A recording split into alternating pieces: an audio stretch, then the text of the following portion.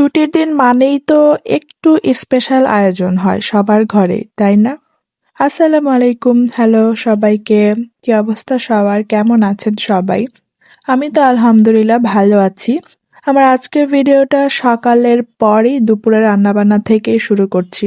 আসলে কোনো ছুটির দিনেই আমি সকালের নাস্তার কোনো ঝামেলা বাসায় করি না, বাইরে থেকে কিনে আনা। তো আজও একদম রেডিমেড নাস্তাটা করেই সাথে সাথে চলে এসেছিলাম দুপুরে রান্নার আয়োজন করতে। আর আমি অফ ক্যামেরায় রান্নার যা যা লাগবে সবকিছু কেটে একদম রান্না চড়িয়ে দিয়েছি।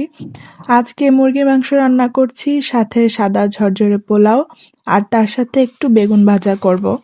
আসলে প্রথমে চেয়েছিলাম যে একেবারে বিরিয়ানি রান্না করি, তো পরে আবার মনে হলো যে বিরিয়ানি আমাদের ঘরে একবেলা কেউ খেলে দ্বিতীয়বার আর খেতে চায় না। তার জন্য আলাদা আলাদাই রান্না করলাম। দিনটা সবার জন্য ছুটির দিন হলেও গৃহিণীদের জন্য কিন্তু কোনো ছুটি থাকে না। আমার তো মনে হয় বরং গৃহিণীদের কাজের চাপ আরো বেশি থাকে, কারণ সকালে ঘুম থেকে একটু দেরি করে ওঠা হয়, আর ঘুম থেকে দেরি করে ওঠা মানেই সব কাজেই লেট। কখন রান্না শেষ হবে, কখন ঘরদোর গোছানো শেষ হবে, কখন আরো অন্যান্য কাজ, মানে সবকিছু মিলিয়ে আরো বেশি তাড়াহুড়া থাকে। আমার তো এভাবেই চলছে, তারপরও সবকিছুর জন্য আলহামদুলিল্লাহ আর অনেক অনেক শুকরিয়া আল্লাহর দরবারে।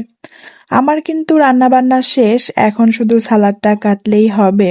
সব কাজ শেষ করে শাওয়ার নিয়ে নামাজ পড়ে এরপর আমরা সবাই একসাথে খাওয়া দাওয়া করে নিয়েছিলাম। অ্যান্ড তার পরপরই আমার একটা পার্সেল চলে আসছিল।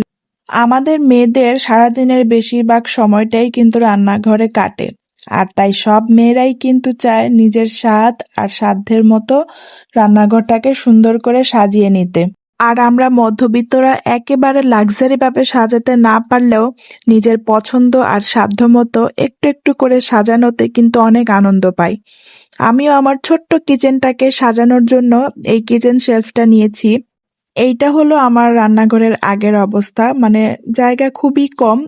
এখন এইখানেই নতুন শেলফটাকে আমি সেট করব। তার আগে সবকিছু সরায়া এই জায়গাটাকে একটু পরিষ্কার করে নিচ্ছি মুছে।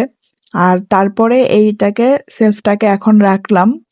আগে যে শেলফটা ছিল ভাবছি ওইটাকে অন্য সাইডে রাখবো। যাই হোক, এটাকে এখন আমি আমার প্রয়োজনীয় জিনিসপত্র দিয়ে সাজাচ্ছি। আসলে এখন আমি একভাবে রেখে দেখতেছি আসলে কেমন লাগে, তাই প্রথমে আমি এভাবে রাখতেছি। আমি এখানে মশলা জার তো রাখছি, সাথে প্রতিদিন ব্যবহারের কিছু সিরামিক আইটেমও রাখতেছিলাম, কাপ বাটি এগুলা রাখতেছিলাম, রেখে দেখলাম আর কি কেমন লাগে। তো এই তো এইভাবে প্রথমে সাজায় নিচ্ছি। একটু পর মনে হয়েছে যে না, এটাকে আর একটু চেঞ্জ করি, তারপর আবার এইভাবে সাজালাম। কেমন হয়েছে জানাবেন।